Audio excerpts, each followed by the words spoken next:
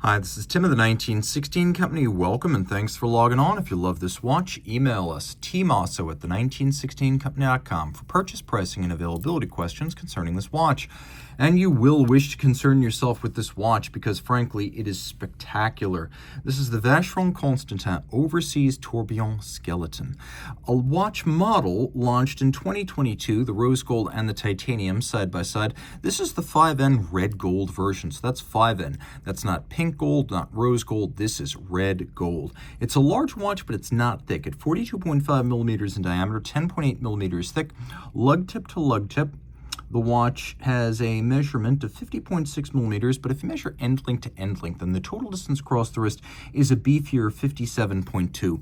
That can be a little bit confusing if I give you the raw numbers, so let's just see how it looks on my 16 centimeter circumference wrist. Large, but not too large. I would say if your wrist is my size, let's zoom out a little bit, give better perspective and scale even. If your wrist is my size, it wears just fine. Size down the bracelet, you'll be good. It also comes with straps that via the quick release system can be easily attached. So the watch can be worn on a strap or a bracelet to tailor the fit as you see fit. And it is very flat. It'll easily slide underneath a dress cuff. We're going to take a quick look now at the details. So the bracelet is a beautiful piece, and as you can see, it has a quick release mechanism built into the bracelet. The same is built into the straps, allowing you to rapidly swap between the bracelet and the straps, or just clean closely on the case. Taking a look at the bracelet here, you can see why I've often said that the Overseas is the most capable watch in its segment. When we're talking about integrated bracelet sports watches, though, the Overseas Generation 3, of which this is a part, came out in 2016. They were so far ahead of the industry that I'm not even sure the industry is caught up now.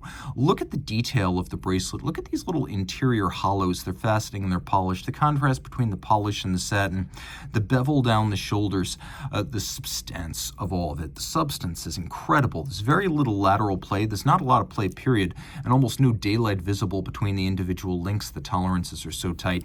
Every single link on both sides of the clasp fully removable to fine-tune the fit. You can see there's even an intermediate link in there in case you find yourself in between sizes.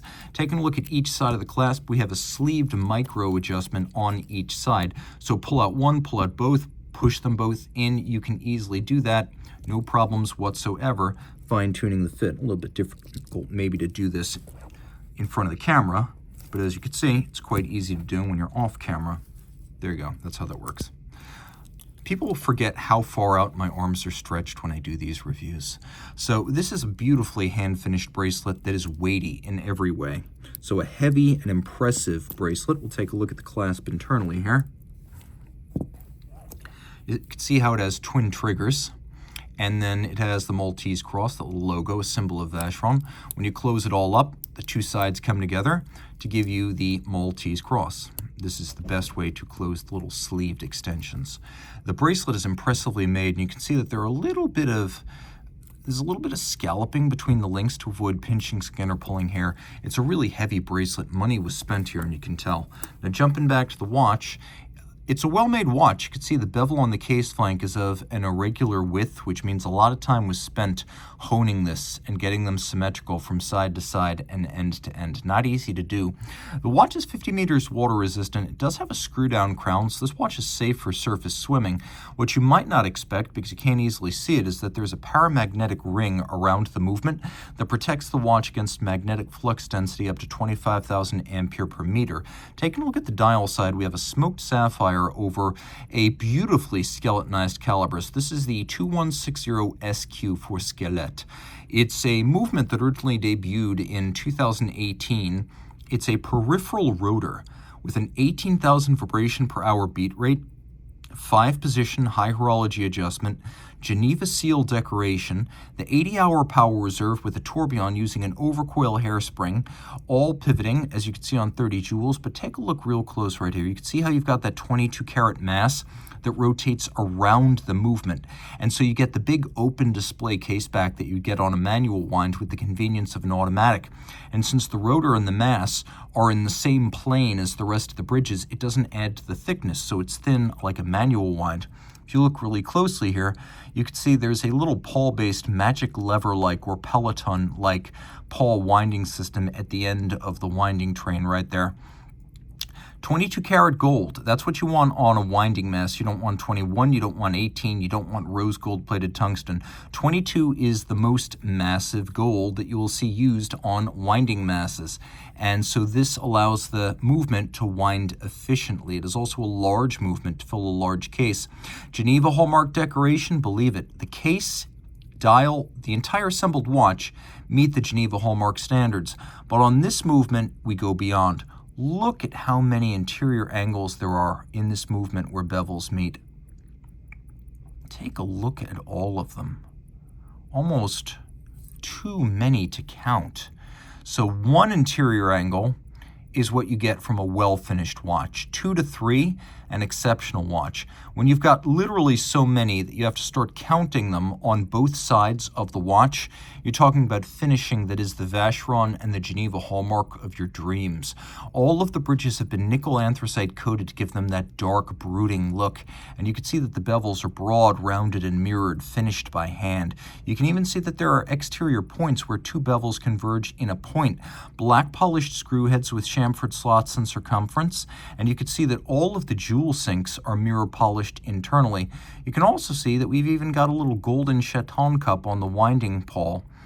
Or the pawl wheel, I should say, a little nod to the way pocket watches used to be made at Vacheron. There's another one on the base of the tourbillon, and then you can see there's another one on the opposite side. So we have more satin brushed bridges. By the way, do you like how they didn't do Côte de Genève? They did satin brushing on the tops of these bridges. And I can tell you that there are different levels of accomplishment with interior angles. There's merely an average interior angle, and then there's stuff like this that is really well done. Okay, let's get that hand out of the way. Let's do a loom shot first, though, because this is a sports watch. You may wish to know that it's actually quite easy to read in the dark. So the tourbillon is an esteemed refinement. Not everyone agrees that it's a complication. I'm going to agree to disagree on that. I think it is. I think it complicates the watch immensely. Taking a look at this dial side, note the open barrel, and that just as there is a compass rose motif on the standard rotor of an Overseas, well, here we don't get a standard rotor. So that compass rose has been transferred to the barrel cover right there. And the ratchet wheel, how cool is that? You could see the keyless works, which is beautifully detailed. You could see the motion works, which is likewise. And then we have this continuously rounded and mirror finished bridge for the tourbillon, which by itself, I'm told, takes somewhere between 9 and 11 hours to finish, because it's not just mirror polishing. It has to be perfectly rounded and taper from its center out to its edge and be mirrored. Now we have the steel Maltese cross cage for the tourbillon. By the way, it has one blackened screw, so it acts as your seconds hand right there. It also has a pointer index adjacent to it. There is an overcoil hairspring, so in any position the watch will keep consistent time. That's the point of an overcoil. And then getting really close, you can also see the ring gear of the tourbillon cage outboard.